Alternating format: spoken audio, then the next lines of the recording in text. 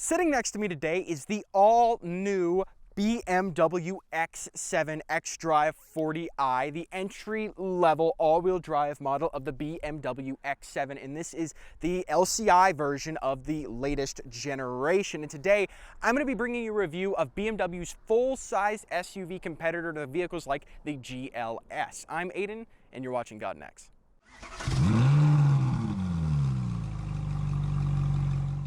Now on the outside of the X7, of course, since it's the LCI version of this generation, let's talk about some of the things BMW has done different here. You have these pinstripe headlights right here, which are also on the 7 Series. A lot of people have complained that it's ugly. I think it looks a lot more futuristic and pretty cool. Very large grille, of course, because this is the top of the line 7 Series for the SUV, so you get the larger grille. This one has the M Sport package, meaning you get the black window trim, you get the upgraded lower portion right here. That's part of the aerodynamic kit that you get with the M Sport package, and of course some M Sport stuff on the interior as well.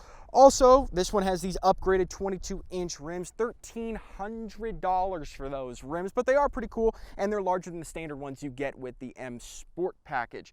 Overall though, it is a nice and large luxury SUV and it looks commanding. Its road presence is awesome and everything like that. Let's move to the back and check out all the cargo capacity that the X7 has in store. Now on the back of the BMW X7, since the refresh, you have these cooler looking and sharper looking LED tail lights, and good thing is BMW still uses real exhaust tips on the X7, unlike Audi and Mercedes who hide them and they're all fake and everything like that. But let's talk about the cargo capacity of the X7. Of course, you have the clamshell design for the rear hatch like you have in the Range Rovers and stuff like that, and on the X5 it also has that as well.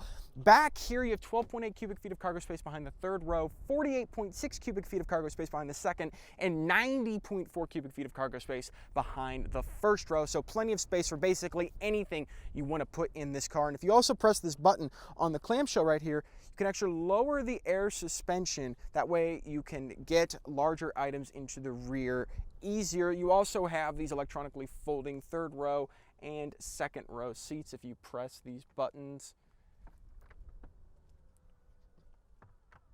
Hold on, they're gonna fold. There they go. Oh, there's a bag in the way. No, that's cool, it's fine. But that proves my point. Pretty luxurious. Now under the hood of the BMW X7, less important on a car like this, but let's still talk about the motor of this vehicle. Of course, this is the B58, 375 horsepower and 398 pound-feet of torque on the X7. It's lower for something like the X5, but they've given it more power for the X7. Made it to an 8-speed automatic transmission, and this one, of course, is all-wheel drive. And what's going to surprise you and what surprised me is when I took a look at the tires that you get on this car with the all-wheel drive system.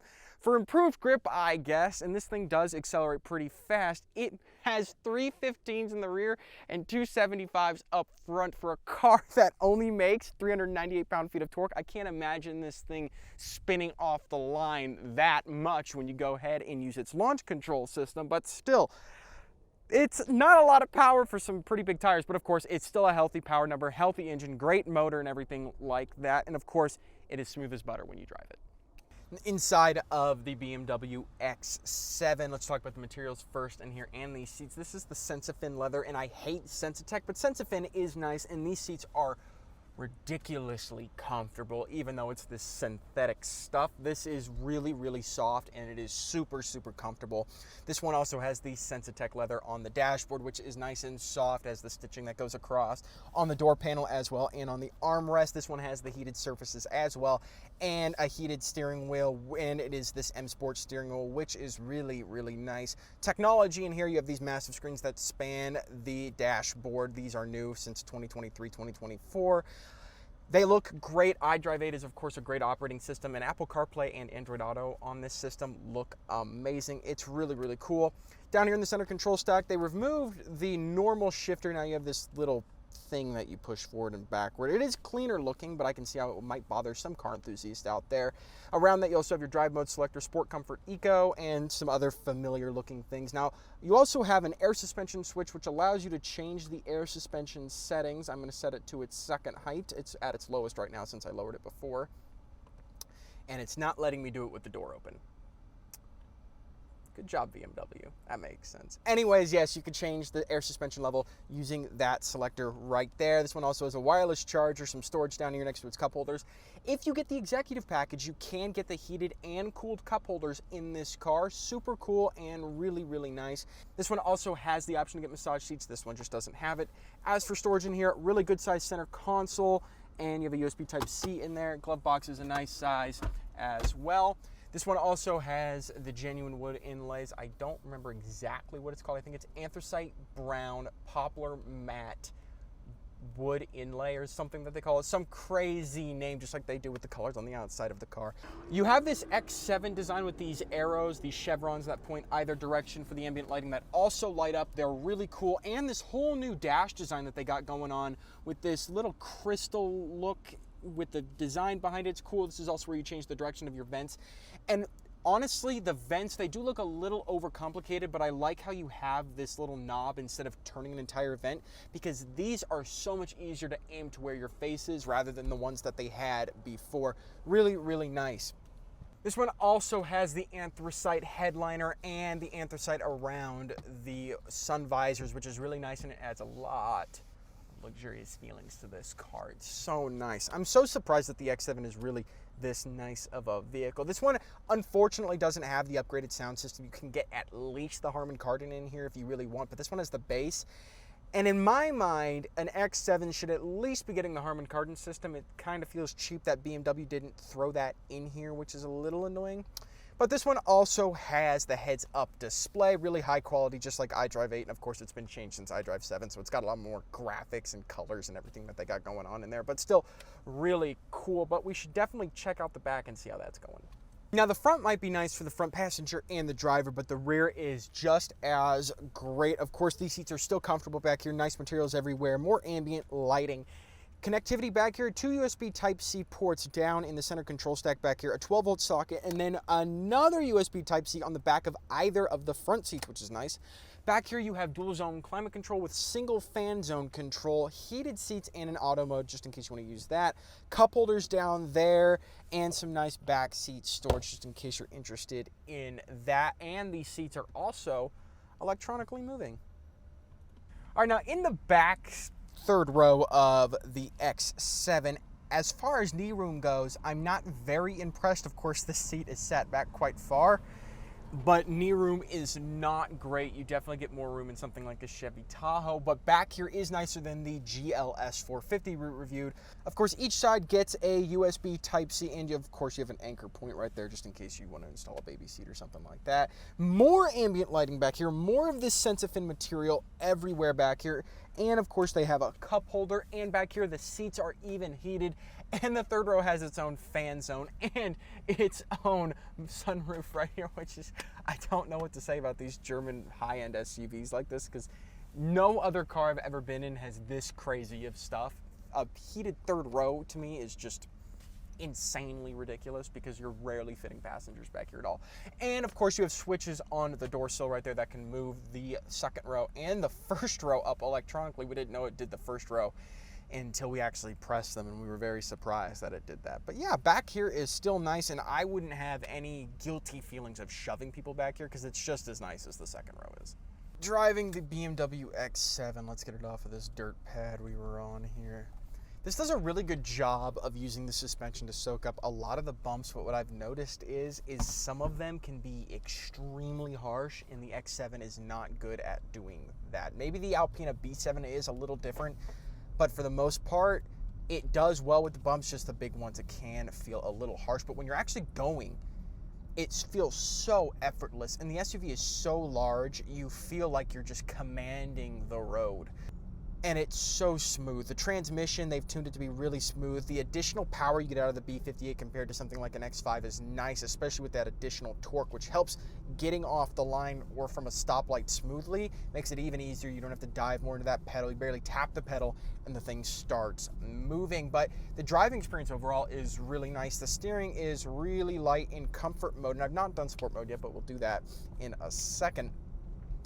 It is large, but it doesn't drive too large. It weighs 5,400 pounds is its dry curb weight, but it has a gross vehicle combined weight rating of around 6,600, which means it does qualify for the write-off tax credit and everything like that. So you can write this car off because it has enough of a gross vehicle weight rating. But blind spots are not bad. The A pillar, B pillar, they're not too big to where you can't see out of them. Like I said, it just drives so well. And the body roll, when you're just going across the road like this, isn't bad at all either. It does have somewhat of a pitch when slowing down, but the pitch isn't too bad. It's not as bad as something like a Lincoln Navigator, which I noticed the pitch was a little too much on this. This isn't bad when you go to slam on. The brakes are kept into your seat by the suspension of this car, and of course it has the air suspension. Now let's put it into sport mode and see how this thing performs. It takes a little bit of time to kick down, but going around corners and everything, the steering seems to hold up fine. The body roll at that point, when you're starting to speed up and take the turns, that's when it can get a little jarring with the body roll, but for the most part, it does pretty well. The steering tightens up really nicely. Throttle response gets better. It's not an M car, so it's not gonna do all the other crazy stuff that the M cars would. Let's check how the paddles respond. Oh, they're super quick. The ZF 8-speed has always been a really, really quick transmission, and that's why BMW uses it all over the place, and that's why they ended up using it in their M cars, because they just can get every little thing out of it.